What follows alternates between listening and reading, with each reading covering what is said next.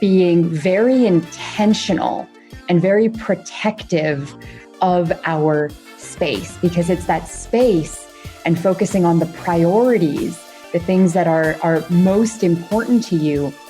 That's how we live into our purpose and our potential.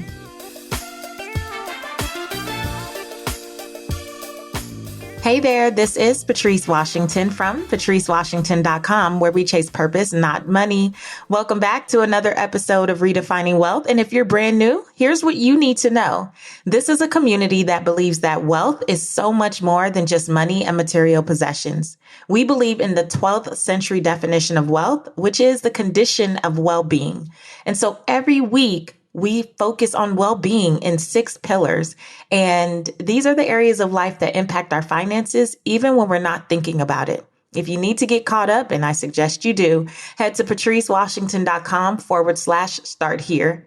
Again, the pillars can be broken down for you at patricewashington.com/start here. Before we dive into this week's episode, it's brought to you by our Redefining Wealth private Facebook community. Yes, we have a community of purpose chasers from all over the globe.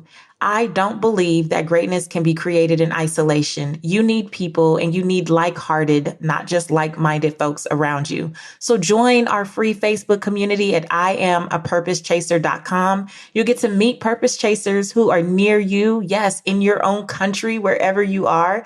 You can suggest show topics and guests, and even get early access to upcoming events and programs. Purpose chasers always know first. So join us at IamAPurposeChaser.com. One of the things that I really believe hold us back from the wealth that we say we desire is the lack of trust that we have in listening to our own gut, our intuition, those whispers, the dreams, the many ways that life just speaks to us. And so often we're so focused on the chasing and the wanting to go make things happen that we don't allow things to just flow. And so I love this conversation with my girl, Natalie MacNeil. She is such a blessing in my life. We only have a few people who probably have known that we even know each other, that we even FaceTime, but she is such a phenomenal person just to be in community with. She speaks into my life so much, and I am so excited to finally have an opportunity to have her speak into yours. Natalie MacNeil is an Emmy Award-winning media entrepreneur, bestselling author of 5 books, and founder of the Embodiment Coaching Institute. Devoted to expanding human potential through her transformational embodiment coaching method, she's been named one of 27 women changing the world by Inc. She has been featured in Glamour, Elle, Time, Inc., Entrepreneur, and so much more. Without further ado, here's my girl, Natalie MacNeil.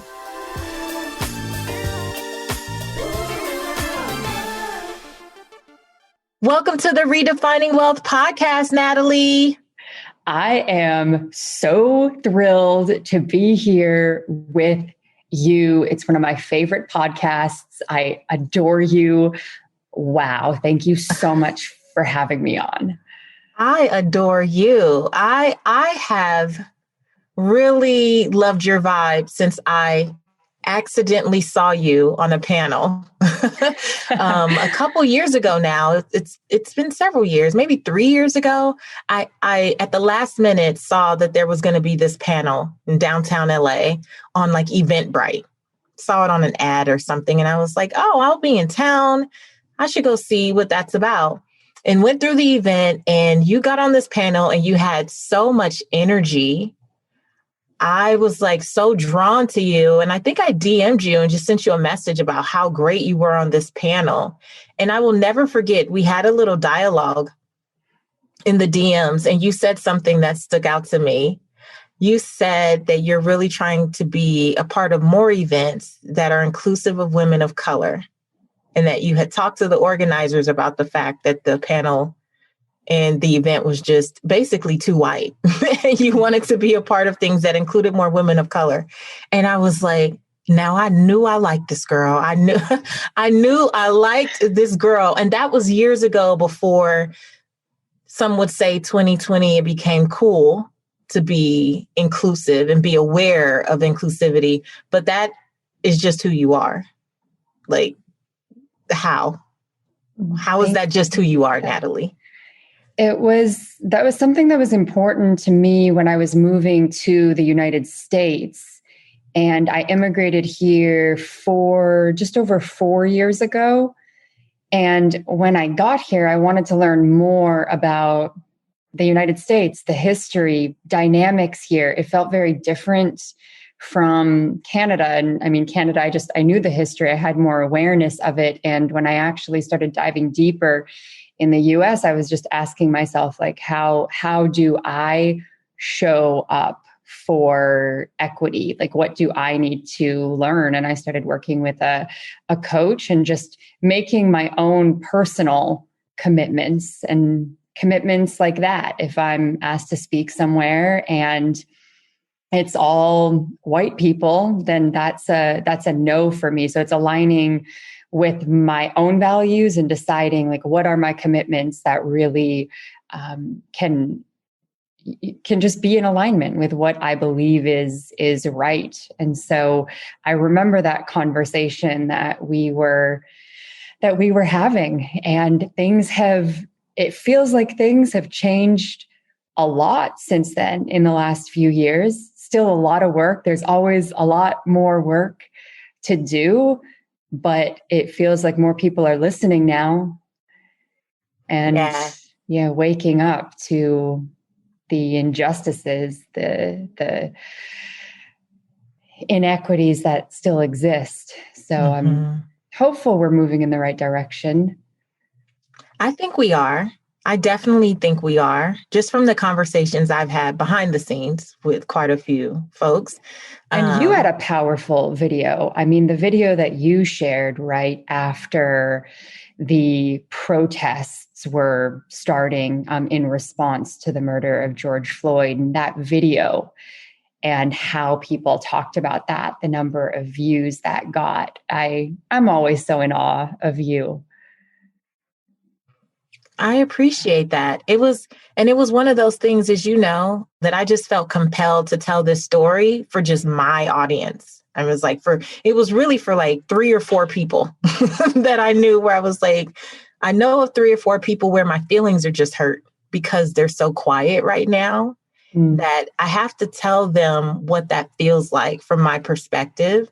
And hopefully it'll bless someone else. You know, I'm always like, the one, like, if it'll bless one person or cause one person to think a little deeper about this, then I'm good with it. No idea that it would end up being millions of views. I was just going for the one. But what I tell folks about you, Natalie, and this is a testament, you know, it's one thing when people say things in front of your face, but it's like, when the person is not around, how do you speak of them? I always tell people about that exchange because it just meant so much to me. And then the exchange in the DMs with you about looking for ways to be, you know, inclusive and having equity, right? And then a girlfriend of mine won an extra ticket to your event in LA and invited me to the event. And I was like, wait, that's the same girl, because we just had that DM exchange and that was kind of it. But then I was like, oh my gosh, that's the same lady. And go to the event and you rocked my world. What was it called? Conquer? The Conquer Live event. The Conquer Live event. Oh my gosh. You helped me unlock so much during that event. And then I had a chance to get on stage. And then I just fell deeper and deeper in love with you. I'm just like, I love this woman. So I am so honored to finally get you on the podcast. I'm so happy our love affair is mutual. And every time we drop in and connect, it's just pure magic. Like, what a blessing you are to the world. I know I saw Natalie at an event one time, you guys, and I almost picked her up. Like we saw each other and our hug was so deep. It was like, but some people you just really, really connect with. And we have a mutual past client, Tawana Tolliver. Shout out Tawana. Shout out to Tawana, who has told me over and over again, you and Natalie are the only people that I know that like to know their clients and like to have these intimate groups and are like so dialed in with their clients. And before we started recording, we were talking about what's new and some new discoveries about just knowing who we want to be in this space. So before we jump into your book, The Rituals, I think it's a great lead into that because I would love to hear how you arrived at this space of how you're running your program. Like give us a little backstory. Oh, so my latest program and where my energy is focused right now is on the Transformational Embodiment Coaching certification. And it's the only ICF accredited certification of its kind. It includes multiple modalities that are woven into the coaching process. And I have been in this space for almost 15 years. Back when having an online business was not so common. And I was working with women entrepreneurs and was one of few in that space. While I was on that path, I really got to see what holds people back on a much deeper level. And that's what drew me into training in different modalities like emotional freedom technique, also known as tapping, NLP, breath work, meditation, all these different tools and techniques that I started weaving into the business coaching I was doing. And I started to see that as people went really deep within themselves and they were more focused on their inner work versus the latest marketing trend or sales strategy, I started to see people step into their power. I started to see women step into new ways of being. And from that place, the business just naturally started to blossom. People were attracted to them in droves. And the more that I saw that and the more that I built out this methodology, I started to see that that's something that was a higher calling for me.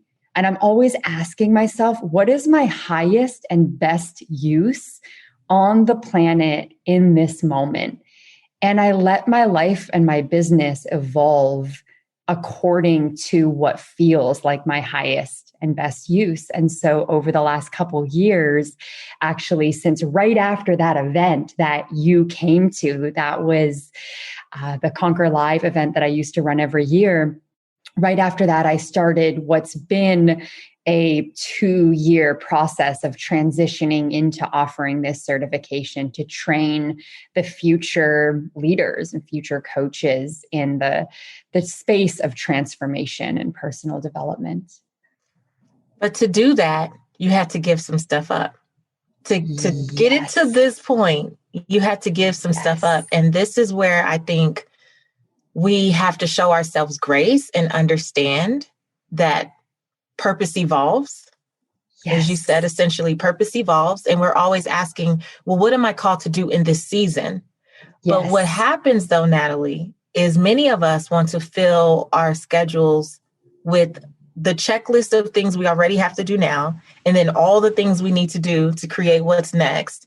And we don't give ourselves permission to build in some rest time and focus time to actually bridge the gap. We double or triple our workload, which to me, it goes against that idea of like letting things download because we're so busy and so focused on making it happen. So what did you do? Space and grace, baby. That's my motto in life for these last few seasons, actually. And we need to create the space to hear our own inner voice, to drown out the noise. We are living in a time when we are bombarded with more information than we have been at any other point in the history of humanity. And in this time of being always in so much noise, it's even more essential that we give ourselves space to listen to the callings on our heart, to listen to those soul whispers. And then from that place, to really start to separate our priorities and our to-dos. The priorities that are really aligned with the higher calling, that are aligned with our values, separating those from the day-to-day tasks and administrative work that we all have in our lives and businesses to some degree. There are things that we are responsible for. And that is okay as long as we're not being consumed by all the things that we're responsible for, all the things that keep us busy, and that we are being very intentional and very protective of our space, because it's that space and focusing on the priorities, the things that are most important to you. That's how we live into our purpose and our potential. Mm-hmm. I love that. Protect it more than ever before. Like, we are so bombarded. And I think that's one of the most important messages I want people to hear right now. Like, you've got to protect your space, your peace, your joy now more than ever. It's so true. It's so true. And it's so easy to be distracted. It's so easy to allow your space, mental space, your physical space, all spaces in your life to be clouded with what looks good, what sounds good, what looks sexy on social media, what your parents may want you to do, right? Even what a coach is suggesting you do. But until you have the space and grace, you afford yourself or give yourself permission to really think through and process, like, again, what are you being called to do? Because you can't hear in the noise. You can't hear in the noise. If you don't separate yourself and have some stillness, it's hard to hear what the next best step is, which is why most people stay stuck, right? They stay kind of spiraling in cycles of confusion or analysis paralysis. And it's not that the next thing isn't there. Sometimes we can't hear it or see it because of all the noise and the busy. Yeah. And if you're in that space, if you're listening to this feeling like, wow, I think there is a lot of noise in my life. I haven't been hearing my own inner voice. I haven't been listening to my own truth. It's not your fault. We are programmed. We are in this space, especially with social media, with news media. We receive little dopamine hits for all of those likes, for all of those ways that we get validated. And it's hard to step out of that. It takes that conscious choice and intention to delete the apps for a few days, to give yourself some space, to take a digital detox, a little break from Instagram. And I took a long break. I used to be a lot more visible. I used to be posting every day, and stepping out of that over the last 2 years, that's been the thing that's given me the space that I needed to reinvent, to recreate my life and business in a way that just brings me so much more joy and fulfillment. I love it. I love it. And I do some digital detoxing here and there myself, just deleting it, even if it's for the weekend or for the week, just deleting things. Sometimes I say this to my husband, like, I wish I could delete social media forever, but it's the way that I connect with my audience. And I love that. And I love getting to know what they need as well.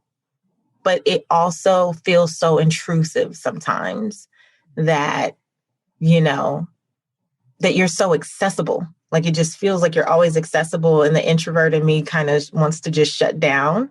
I'm really even looking for ways, honestly, where we can plan stuff so far in advance that I can record all the things my team wants me to do and the reels and the videos and all that. And you guys just post it whenever you want to post it. But I just don't want to be involved because I feel myself getting sucked in.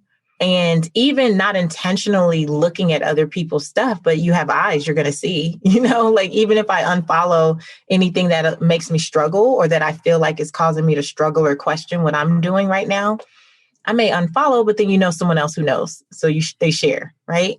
And my theme for this year is to be content with contentment. And we were talking about that a little bit, like being content with what I'm being called to do, no matter what it looks like to other people or how it sounds, or even when well-meaning friends are like, no, but you can make triple the money. Oh, okay. But right now, in this season, in this moment, this is what I feel called to do. And that is really the embodiment of chase purpose, not money. If I do anything contrary to that, then I'm out of integrity with what I teach. Yes. 100%. 100%. So I want to start talking about the book, and it's in the same vein. And I have the perfect quote. It just embodies what we were just saying. In the book, you said, where do I want to go? Oh, it's so good. You were talking about being in Bali and how up until that particular trip to Bali, your main focus had been on productivity and structure so that you could stay at the top of the never-ending to-do list, right? And continue to adopt all these habits to be a more quote unquote effective person.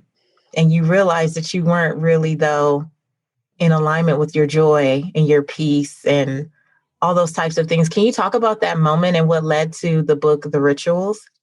The book, The Rituals, was a book that dropped into my awareness, and I would just have conversations with the soul of the book. And this is actually a ritual that I have with all of my big projects, whether it's a program that I'm feeling called to create, a book I'm feeling called to write. I start to speak to the soul of it. And I ask it what it wants to be. And I surrender. I empty myself so that it can come through me. And writing the book, The Rituals, in so many different places, because I wrote that book in Bali, in Thailand, in Israel, in South Africa. Yeah, I was picking up on that. And I was like, Natalie has been everywhere. Everywhere. 100 countries. And yes, I've traveled extensively and learned so much along the way. And as I was writing this book in different places and in different seasons of my life, it taught me to slow down and to come back to presence, because I feel like I had automated so many things in my life, in my business. I had all of these habits that supported me in being more productive.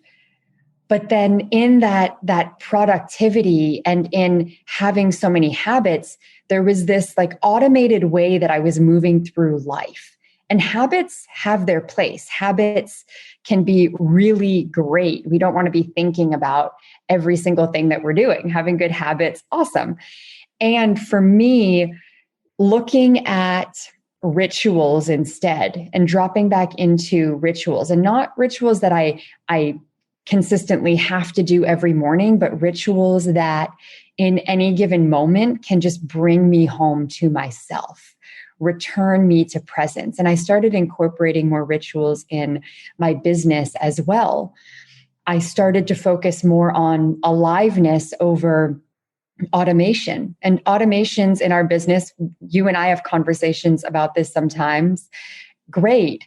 And I think this is why we also love the people that we work with. My aliveness, my joy, my deep feeling of being of service comes when I am interacting with the people that I'm serving. I don't want all of these automated products that people buy and that are delivered to them without my involvement. I know that some people choose that in their businesses, but I'm here for people. I'm here for people living into their fullness and being able to express themselves and to live into their joy and their power and abundance. And I want to work with people on that. So writing the book, The Rituals, really brought me home to myself and my joy and my peace and my deeper purpose as well. And the book has 36 practices for connecting to your purpose, for deepening your relationships. And ultimately, it's about returning home to you. So good. So good. So there's so much there. I think the first thing I love is that it really caught me off guard, because when we hear rituals, we assume, oh, a morning routine or a night routine. And here you were saying that it wasn't about doing all these things every single morning, but it was about just looking at the book from a, well, what do you need? You know, in that moment, just allowing yourself to flow through these different practices that you've picked up or seen throughout all of your travel, or just things that came to you intuitively. And I realized how many rituals I actually have. Like, there are so many, you know, as I went through the book, I was like, oh, at least 14 of these. I already know, you know, and it was like, it makes sense, though. It makes sense why we are so aligned, because some of these ideas are very similar to just things that maybe I haven't necessarily talked about, but they come up for me just in how I live my life. So I love that rituals are not just about like a hardcore morning routine, which is why a lot of people feel inadequate or like failures when they're not keeping up with the 10 things that every multimillionaire does in the morning. And you need to do all these things before 7 a.m. And people are like, okay, I guess I'll never make it. Because then you're on somebody else's path. You're following what's working for someone else or their truth. I want you to connect to what feels true for you moment to moment. And don't do things because you feel like you have to do them, or that's going to be what brings you success. You get to look inside you and ask, what is true for me? And one of the rituals that I love doing is a stream of consciousness writing practice, where you close your eyes, you take a few deep breaths, and you ask yourself a question. And one of the questions that I love asking often is, what does my highest self want me to know right now? Or what does spirit want me to know right now in this moment of my life? And then just contemplating that for a few moments, picking up a pen and then putting pen to paper without stopping for at least 2 minutes and letting it pour through you, bypassing the mind. If you're getting stuck on a word, just keep writing the last word until the next one comes, and don't take your pen off paper for 2 minutes. And it's amazing what comes through. You really start to hear that inner voice. You start to be tapped into your own truth.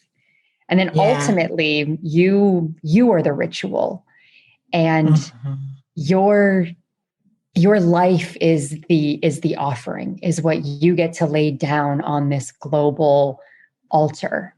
You know, it's you, it's what you choose to embody. It's how you choose to show up in the world.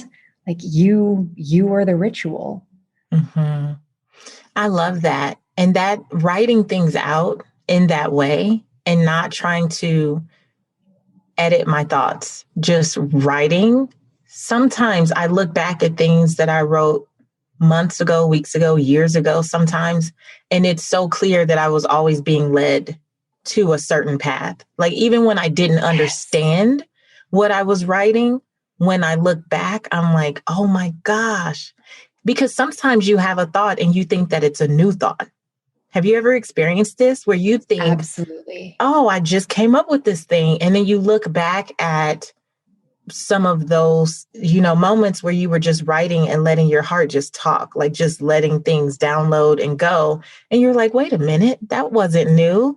That was actually a divine download from 8 months ago. Many of the things that I've done, my books, my programs, even speeches that I've given, they really came way before I was ready to actually step in and do the work. But the ideas and the calling to do them happen way before. And writing is usually my way of processing or getting it out.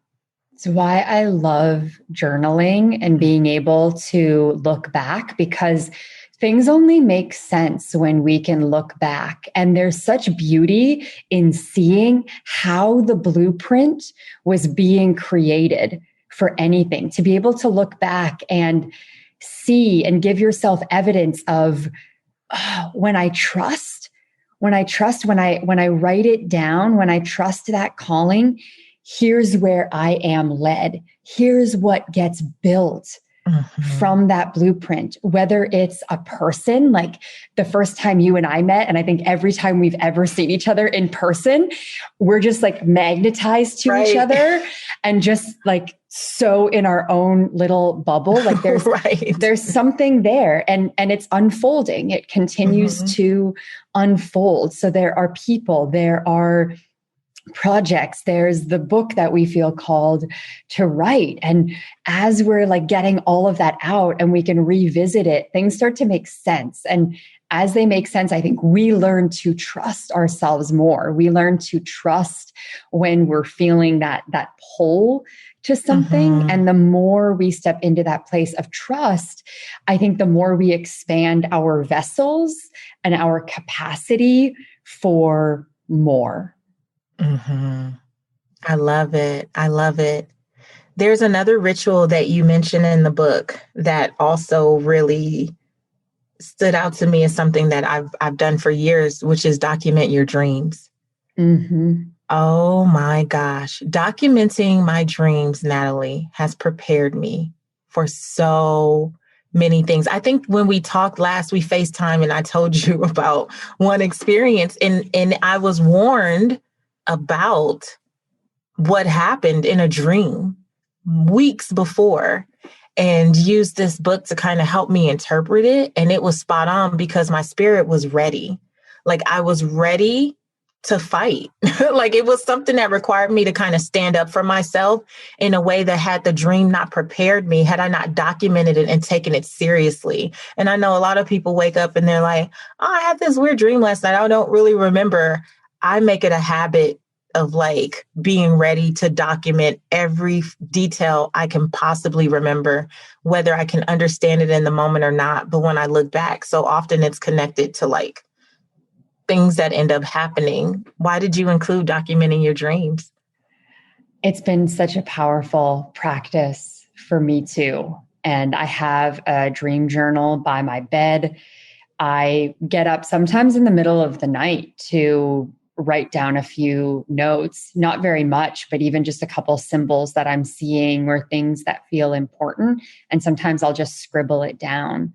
It's how some of my businesses have come to me as well, and certain names and projects. And it's part of my morning as well. When I'm waking up, I'm like, okay, while I'm still in this space, is there anything I remember that I dreamed last night? Can I remember anything at all? And just note it, because there've been so many lessons for me in that.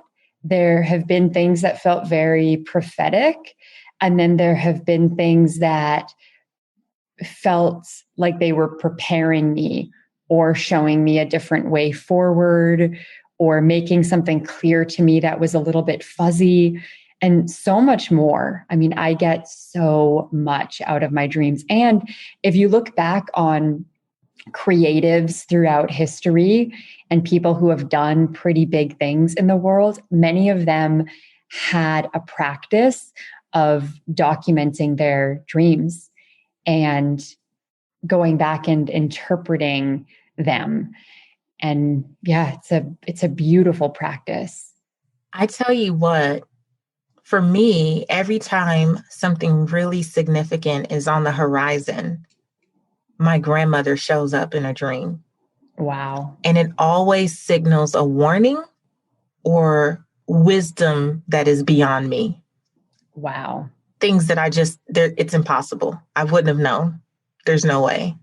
And she doesn't show up often, but since she passed in 2013, she's probably shown up about 4 or 5 very significant times that I can remember. And it's always been preparation for something that was next every time. Wow.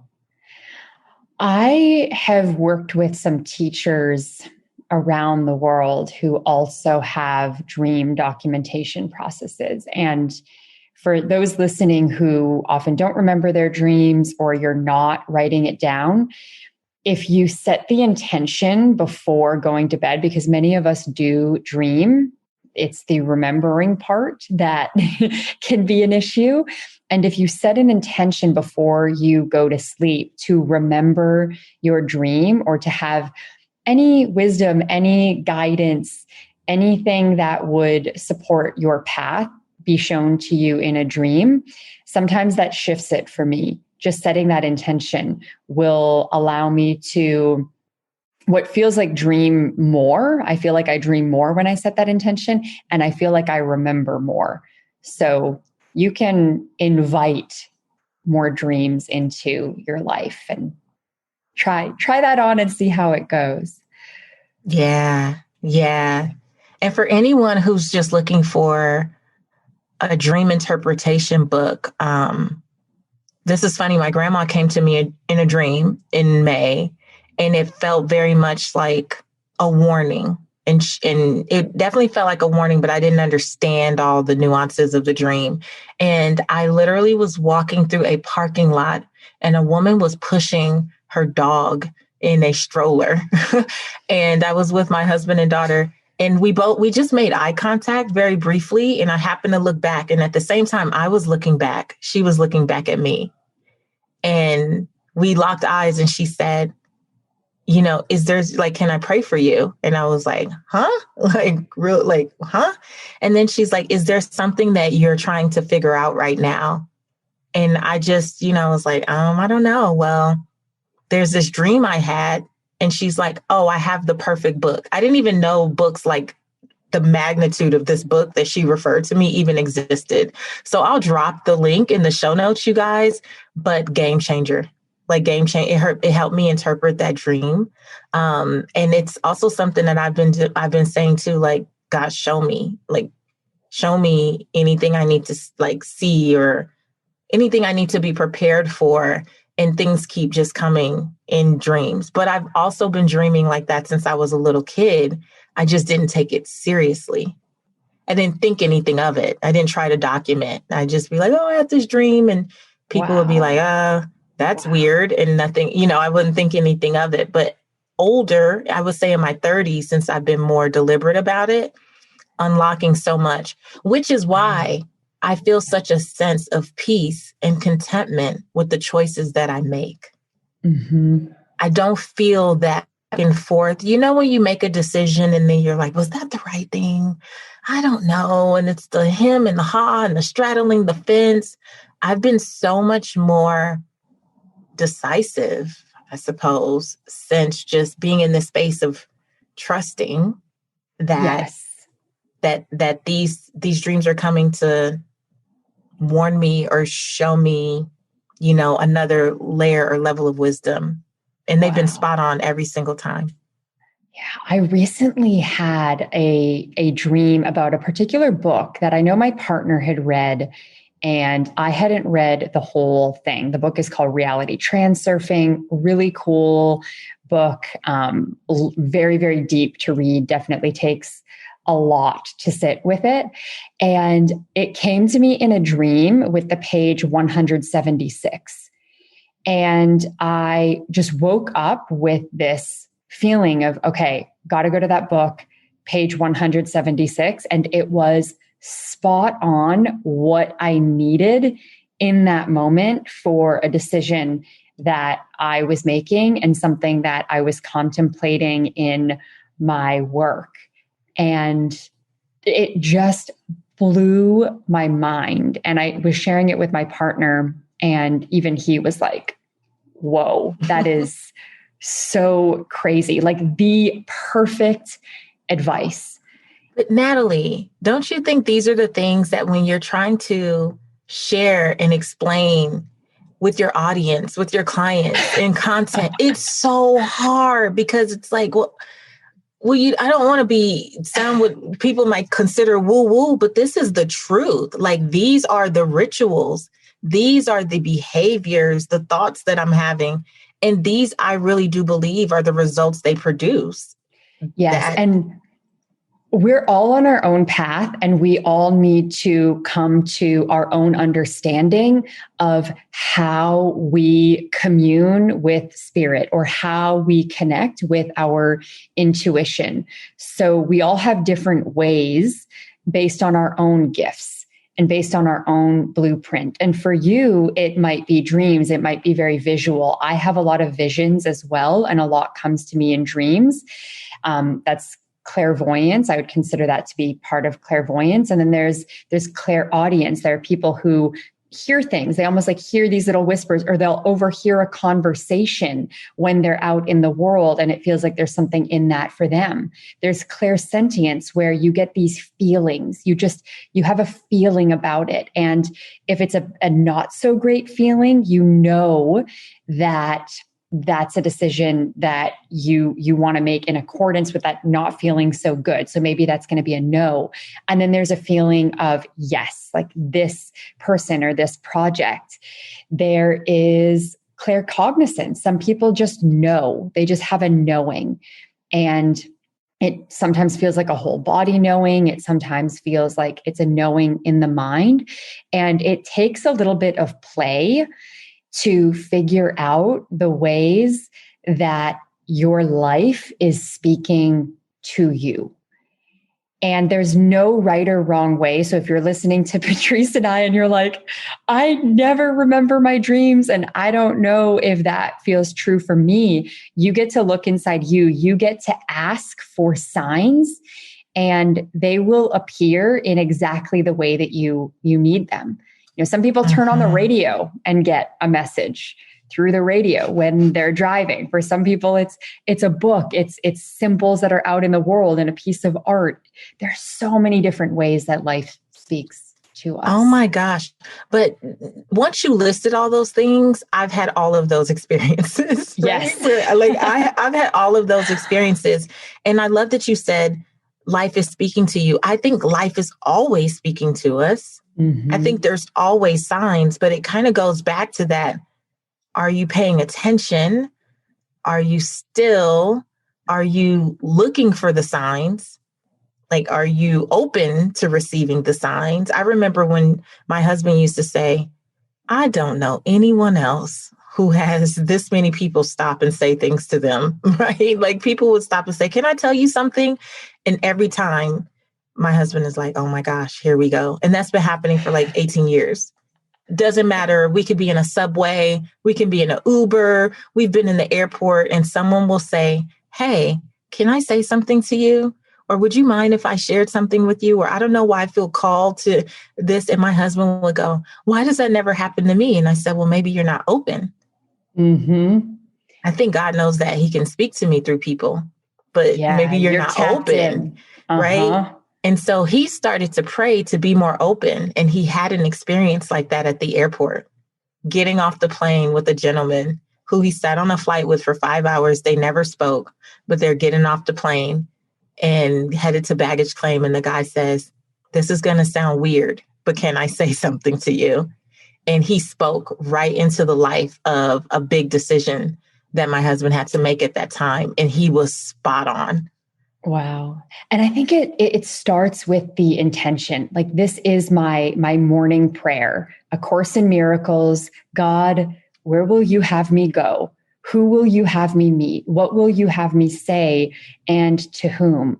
And just setting the intention to be open. Like, I start my day in this space of I am open to receive. I go out into the world and I'm very grateful for every little sign that I get as well.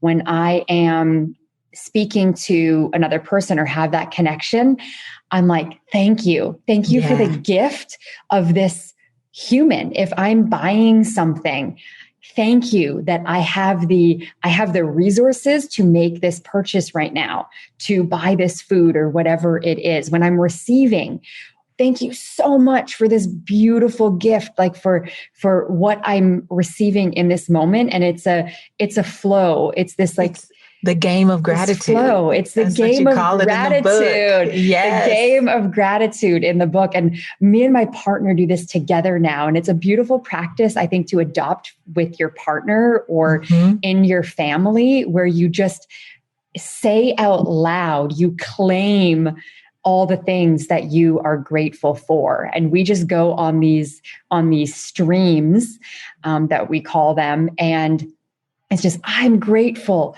for the deliciousness that is in my mouth right now from this food that we made. And I'm so grateful that we got to cook this together. I'm so grateful that we get to be out in nature right now. And we get to, like, we were hugging this tree on the weekend. And I was like, I'm so grateful for this tree and how trees like provide so much to us without ever asking for anything in return. Like, how can I be less transactional in my life so that I feel like I can give and give and give. And if I'm giving to a person, I don't need to receive back from that person. Right. I am always taken care of. I can give and I can trust that I am always being taken care of, because this tree is just giving and giving and giving and expecting nothing in return. So when I'm out in the world in that space, more and more just keeps on happening. Life just keeps on speaking to me. Life is like, wow, she is open. She is tuned in. Let's give her more, because my capacity for it has expanded. And capacity is huge. I think capacity is so, so important. We need to build our vessels. We need to create a vessel for what it is that we want most. So if we want more ideas, if we want more downloads, we need to create the space for them, like what we were talking about. If you want more money in your life, create the vessel for more money. Have a plan for what you would do with it. When I tell God I have a plan or a goal, whether it's something philanthropic or it's something that I want to do for my growth, the money shows up because I've built a vessel for it. And that's one of my most powerful rituals, is just expanding my capacity, building my vessel. If I ask you, what would you do with $1 million? And you don't precisely know, like, I know what I would do with an extra $1 million at this point. And if you don't know that, you may not be ready for more. And of course, this can be debated, but I'm constantly working on how I can expand my vessel, stay in alignment with what I most desire, and then create space for it as well, and know what I'm going to do with all those things that I want to have or want to receive. Know what I'll do when I receive that, like, download or that bit of information when life is speaking to me. So I think that's actually one of my most powerful practices. It's the gratitude paired with this expansion of my capacity. And sometimes the expansion is preceded by contractions. And we can sometimes be afraid of that contraction. We can be afraid that things feel like they're getting smaller, closing in on us. And we're like, what am I doing wrong? But we need to have that contraction to have the bigger expansion on the other side. So don't be afraid of the contractions in your life either. So good. Natalie, do you guys see why I say I love Natalie? Oh my gosh. She's like a redheaded version of me. I just feel like, except for I haven't been to 100 countries at all. But we need to travel together. We need yes. to go on like a magical, capacity expanding, gratitude filled, life speaking to us everywhere we go kind of trip together. I feel like we get high off each other. That would be a fun my trip. gosh, that would be so much fun. Just in the opening of the book, I was like, Tibetan mountains, like what? She's been like just looking at the list of different experiences you've had. So yes, I'm down. Sign me up. I want to do that with you.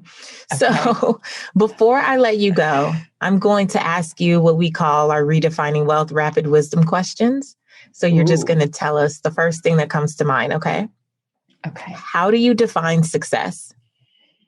Based on how fulfilled I am, how fulfilled I feel in the moment. Awesome. How do you define wealth in 3 words or less? Being abundance. Oh, did it in 2 words. Very few people. You have a cute thinking face. I just want you to know. I wish you guys could have seen cute my eyes face. Closed. I mean, these are simple but very deep. Mm-hmm. Yeah, wealth for me, it's a being abundance. How does the essence of abundance like go out into the world? If I am being abundance, how am I spending my money? How am I showing up? Anyway, now I'm like way more than 3 words. Back into my cute thinking face. Here's the next one. What's one book that has redefined how you see wealth? 7 Spiritual Laws of Success. What's the big overarching takeaway that you got from that book? That money needs to flow. Money needs to flow. And if we are focusing on, for example, saving more money instead of just letting our money flow and making more money, if we are focused on what something costs instead of the value it is providing to us in our lives, then we're holding it. We're holding it too tight. And if we can let money flow like a river, there will always be more. Mm-hmm. That was one of the big lessons that I took away from that book. And the value piece, I think that is actually one of the things that has allowed me to build so much wealth for this stage in my life. And that is just going to keep growing. But when I'm focused on the value of what this is worth in the future, when I'm living in the future potentiality, and when I'm living in the future, I'm also thinking about things like compound interest. So if I invest this amount now, 25 years from now, it can be this. Or if I invest $10,000 in this program or in this certification, it's not about what it costs now. It's that I now have this skill set.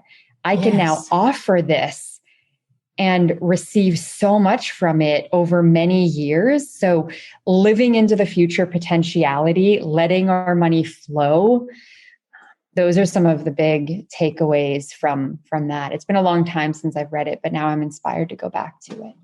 Yeah, you just inspired me. I've probably read it 8-9 years ago, but I definitely need to go back to it. You inspired me. So good. And last question, you're going to fill in the blank, actually. It's my name is, and to me, the truth about wealth is. My name is Natalie, and the truth about wealth is that you need to be it to see it.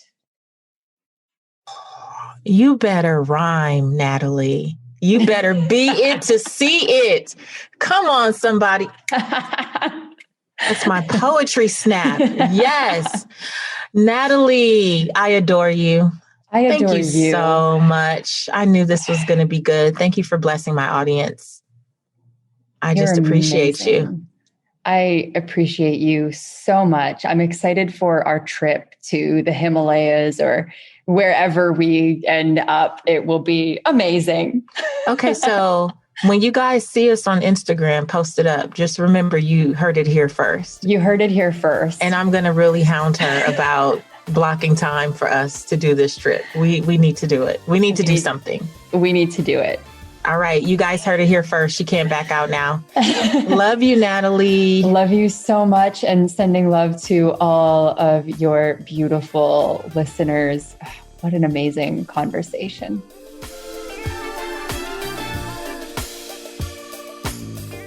Oh my gosh. Did you not love this conversation? This is such just a sneak peek into what it's like every single time I speak with Natalie, and some of the things that I just really want you to take away from this episode. One is just that reminder that your life is always speaking to you. But are you ready to hear? Are you ready to receive? And then are you ready to be bold enough to listen and do what you heard and do what you really feel? Many of us hear, see, feel, experience things. And then the pit of our belly, we know what the next best step is. And yet we second guess because it goes against the norm. And what I've been learning from Natalie is just to be in flow, just to stay in flow, to expand my capacity to receive. I love that she talked about that. And also just space and grace, giving ourselves the space and grace to embrace what we're hearing, what we're experiencing. There's so much in this episode. And if you are just looking for some different ideas around this concept of the rituals from Natalie's book, it's wonderful. You can just pick and choose different things that you just want to try in your life. Everything is not going to be an exact fit, right? But I always say, don't miss the bigger picture or the message because you have all of these preconceived notions or judgments about what you think it is. Like you can learn something everywhere from everything, from everyone. And there are so many great rituals and ideals in the book. So pick up a copy of the rituals, really great book. And also, again, I'm going to make sure that we link to that dream book that I spoke of in the episode in the show notes. That has really been a blessing and really helped me step up that ritual of documenting your dreams. I never really called that anything in particular, but what I love about Natalie's book is that it gives name to so many things I was already doing. I just didn't call it anything in particular. So I hope this blesses you. Let's talk about it in the Redefining Wealth community. Come on over to the free Redefining Wealth Facebook group. Let's talk about this. Are there some rituals that you already practice? Is there anything that stood out to you? Let's dive in and discuss. We're going to be posting about this episode today, the day that it originally came out. So let's discuss that. And that's it for me. I would love for you to rate and review the podcast. It's always really helpful to continue to grow the community and bring in more and more purpose chasers from all over the world. And especially if you're an international listener, I really want to invite you to the Facebook group because I really want to hear and see what your rituals are like from your culture, from your perspective. If there's anything different, which I'm sure there is, share that with us. I love the diversity in our group, and I really just want to keep growing in that way. So don't be afraid. Come on in. There's purpose chasers from all over the world, and we need your voice as well. So other than that, guys, you can find me in social media, Seek Wisdom PCW. Until next time, I want you to go live your life's purpose, find fulfillment, and earn more without ever chasing money. Talk to you later.